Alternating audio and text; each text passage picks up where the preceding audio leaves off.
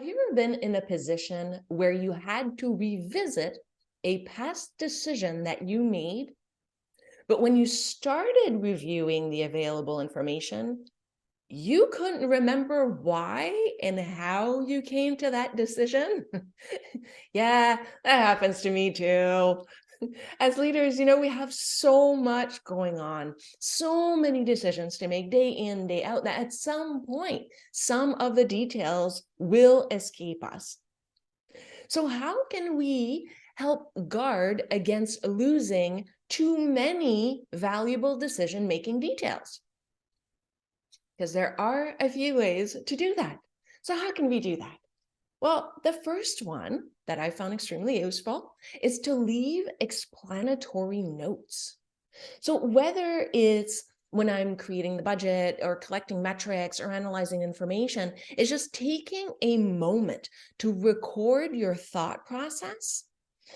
And that helps myself and other reviewers better understand what they're looking at. If I create a document and share it with others, and then it has these notes in it, then they too can see where my thought process was. I'm not talking like big, long things here. I'm just talking brief notes, just a little comment, thought, just something. Then it also helps provide an overview of some of the history, because some of that gets lost too if there's turnover or anything like that. A team member suddenly leaves. Well, yes, that's turnover, but that is a loss of history. So it's a way to maintain that. It also helps shed light on what the data includes, because sometimes we're like, okay, we do this worksheet, this formula, we put it all together, and then we write the answer. Well, that's great, but what did we include? What assumptions did we make when we came to that conclusion? So having that there also helps refresh our memory and helps others see what we were thinking. So even as the note creator, it just helps jog our memory as to what we did and why. Now, when doing these explanatory notes, try to keep the information together.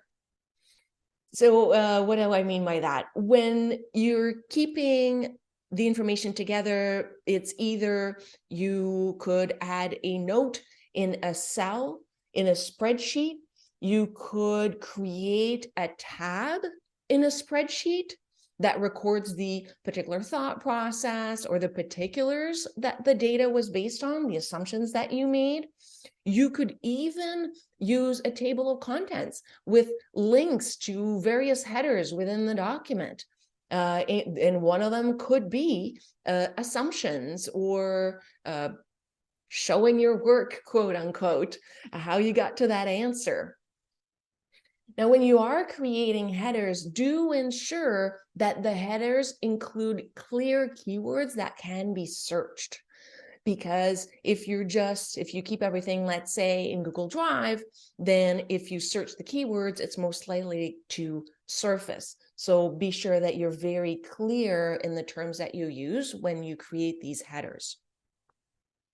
Now, I know that for myself, these types of notes have saved me more than once when reviewing something months down the road. And then I couldn't remember what it was, that particular cell. What did it include? Or why did I eliminate this certain possibility? So often I'd go back like, yes, that's what that was. Okay, it's coming back to me now. So that is very, very helpful, because one of the most frustrating feelings is certainly when you go back to something, you open and go, why did I do that? Why did I put that? Can't find the answer right now. So having those notes have been really, really helpful, really help guard against that frustrating moment of coming across past work and just thinking, what was I thinking? So super helpful. Another thing that could be helpful is to start to encourage the team to do that as well. So it's great if you do it, but what if everybody did it? What if everybody started putting in little notes, trying to record the thought process? And again, it doesn't have to be like this long, drawn out, like novel, just a few notes in a cell, a tab with some assumptions, just something to help remind yourself, your future self, or others, anybody else who's going to touch your work later down the road, what it was that you were thinking. And what that helps also guard against is losing precious institutional knowledge. Because if we don't record it, unfortunately, it may be forgotten. And again, I mean, we have to be able to discern what is essential and what is nice to know. Just really record the highlights, the turning points, that kind of information. That's what's the most useful, not every single detail of every thought you had when you make that decision. Then it becomes too long, and you know what? Nobody's going to read it. They're just going to be like, I don't know why he did it. Oh my geez, look at that. No, okay, never mind. So encourage people to leave information, leave notes, but small, quick, just the most important part.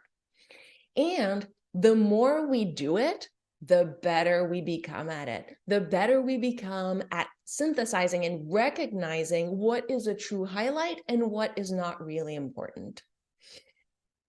And yes, full disclosure, there are still times when my notes generate more questions than answers. Sometimes I'm just looking at it and going, why did I say, oh my geez, what do I mean by that? But you know what? Most of the time, they remind me of what I had considered and why I had chosen or rejected certain ideas. So even though it's not perfect, it is extremely helpful.